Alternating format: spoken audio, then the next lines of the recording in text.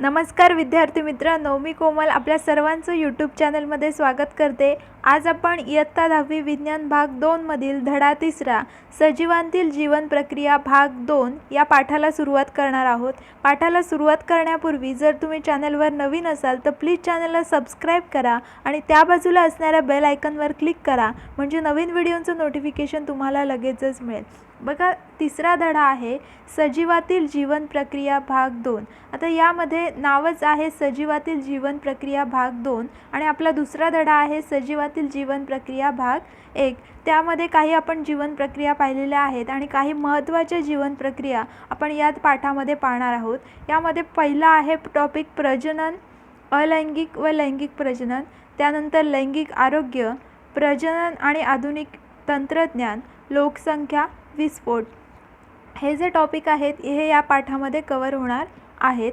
पहिला प्रश्न त्यांनी विचारलेला आहे, सजीवातील महत्त्वाच्या जीवन प्रक्रिया कोणत्या आहेत? आता सजीवाला जिवंत राहण्यासाठी त्याच्या शरीरामध्ये काही जीवन प्रक्रिया होत असतात, तर त्या जीवन प्रक्रिया कोणत्या? तर पोषण, श्वसन, रक्ताभिसरण, संवेदन, उत्सर्जन किंवा एखाद्या गोष्टीला प्रतिसाद देणे, या सगळ्या जीवन प्रक्रिया आहेत, या सजीवातील महत्त्वाच्या जीवन प्रक्रिया आहेत। दुसरा प्रश्न आहे, शरीरात ऊर्जा निर्मितीसाठी कोणकोणत्या जीवन प्रक्रिया आवश्यक आहेत? तर शरीरामध्ये ऊर्जा निर्मितीसाठी आपल्याला अन्नाची गरज लागते। मग अन्न खाणे म्हणजेच काय? तर पोषण, आणि ते जे आपण पोषण खातो त्या पोषणापासून ऊर्जा निर्मिती होते। मग ते ऊर्जा निर्मितीचं काम कोण करतं? तर श्वसन प्रक्रियेद्वारे केलं जातं। त्या श्वसन प्रक्रियेमध्ये ऑक्सिडीकरण, विनॉक्सी श्वसन आणि ऑक्सिश्वसन या ज्या प्रक्रिया आहेत त्या प्रक्रिया होऊन तिथे ऊर्जा निर्मिती केली जाते। म्हणजे ऊर्जा निर्मितीसाठी पोषण, श्वसन या महत्त्वाच्या जीवन प्रक्रिया आहेत। त्यानंतर तिसरा प्रश्न आहे, पेशी विभाजनाचे प्रमुख प्रकार कोणते आहेत? त्यांमध्ये काय फरक आहे? तर पेशी विभाजनाचे दोन मुख्य प्रकार आहेत, सूत्री विभाजन आणि अर्धगुणसूत्री विभाजन, हे दोन प्रकार आहेत। त्यानंतर चौथा प्रश्न आहे, पेशी विभाजनात गुणसूत्रे कोणती भूमिका बजावतात? आता पेशी विभाजनामध्ये एका पेशीपासून दोन पेशी तयार होत असतात, त्या पेशीचं विभाजन होत असतं। मग विभाजन होत असताना ज्या मूळ पेशीचे गुणधर्म आहेत किंवा त्यांचे जनुकीय गुणधर्म आहेत ते त्याच्या डॉटर पेशीमध्ये किंवा ज्या नवीन पेशी तयार होतात त्या नवीन पेशींमध्ये त्या मूळ पेशीचे गुणधर्म, जनुकीय गुणधर्म पोचवण्याचं काम कोण करतं? तर ते गुणसूत्रे करत असतात। असे हे 4 प्रश्न आपण पाहिलेले आहेत। पुढे बघा, मागील इयत्तांमध्ये आपण विविध जीवन प्रक्रियांचा अभ्यास केला आहे। इयत्ता 9वीला सुद्धा आपण या जीवन प्रक्रिया शिकलेलो आहोत।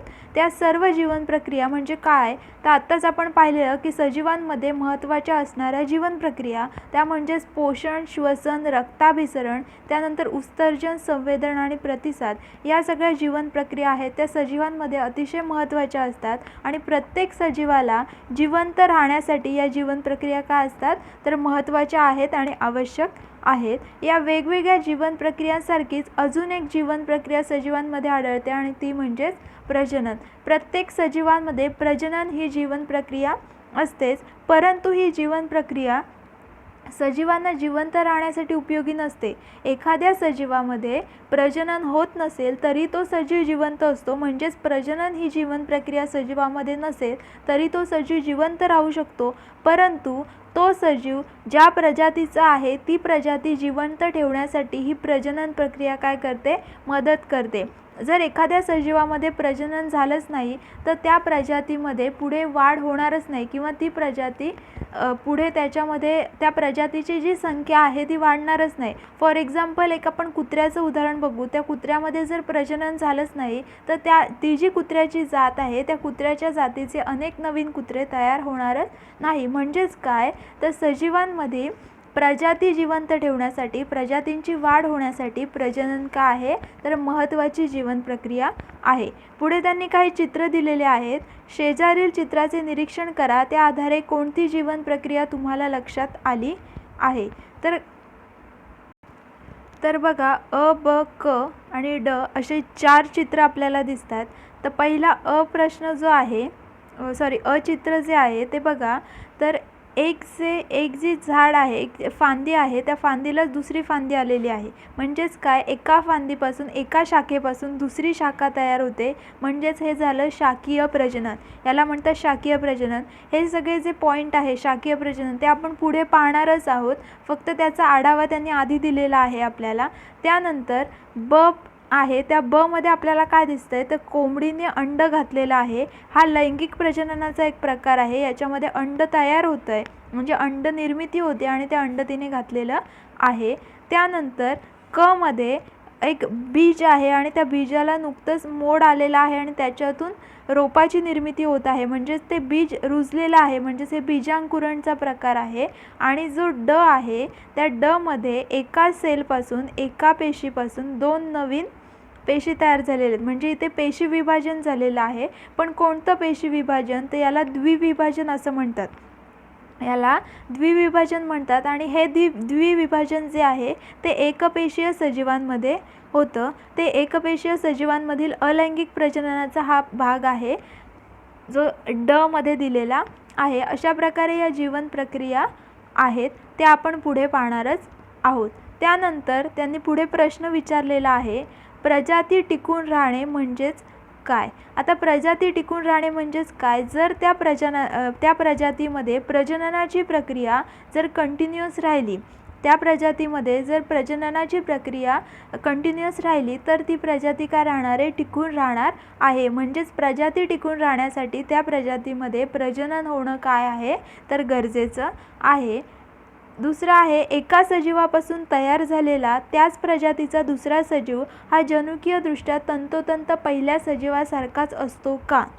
तर याचं उत्तर हो पण आहे आणि नाही पण आहे. तर एका सजीवापासून त्याच प्रजातीचा दुसरा सजीव जो आहे तो जनुकीयदृष्ट्या तंतोतंत असतोच, जेव्हा ते एकपेशीय सजीव असतात आणि अलैंगिक प्रजनन त्यांच्यामध्ये घडून येतं. हेच आपण पाहिलं तर याच्यामध्ये द्विविभाजन होतं आहे. आणि जेव्हा फॉर एक्झाम्पल बघू आपण, अमिबा, या एका अमिबापासून 2 अमिबा तयार होतात. मग 2 अमिबा तयार होताना या जो मूळ अमिबा आहे, त्या मूळ अमिबाचे तंतोतंत जनुकीय जे गुणधर्म आहेत ते या 2 अमिबांमध्ये काय असतात, सारखेच असतात. म्हणजेच काय, एका सजीवापासून तयार झालेल्या त्याच प्रजातीच्या दुसऱ्या सजीवामध्ये जनुकीयदृष्ट्या पहिल्याच सजीवासारखे काय असतात, गुणधर्म असतात. त्यानंतर तिसरा प्रश्न आहे, एकाच प्रजातीच्या 2 सजीवांमध्ये तंतोतंत साम्य असणे किंवा नसणे हे कशावर अवलंबून असतं. तर हे अवलंबून असतं त्यामध्ये होणाऱ्या प्रजननावर. जर त्या प्रजातीमध्ये होणारं प्रजनन हे अलैंगिक प्रजनन असेल आणि जर ते एकपेशीय सजीव असतील तर 2 सजीवांमध्ये तंतोतंत काय असतं, साम्य असतं, बरोबर. परंतु जर ते लैंगिक प्रजनन असेल आणि ते बहुपेशीय सजीव असतील तर त्यामध्ये तंतोतंत साम्य नसतं. म्हणजेच काय, एकाच प्रजातीच्या 2 सजीवांमध्ये तंतोतंत साम्य असणं किंवा नसतं हे त्यामध्ये असणाऱ्या प्रजननावर अवलंबून असतं. चौथा प्रश्न आहे, एका सजीवापासून त्याच प्रजातीचा नवीन सजीव तयार होणे आणि पेशी विभाजन याचा काय परस्पर संबंध आहे.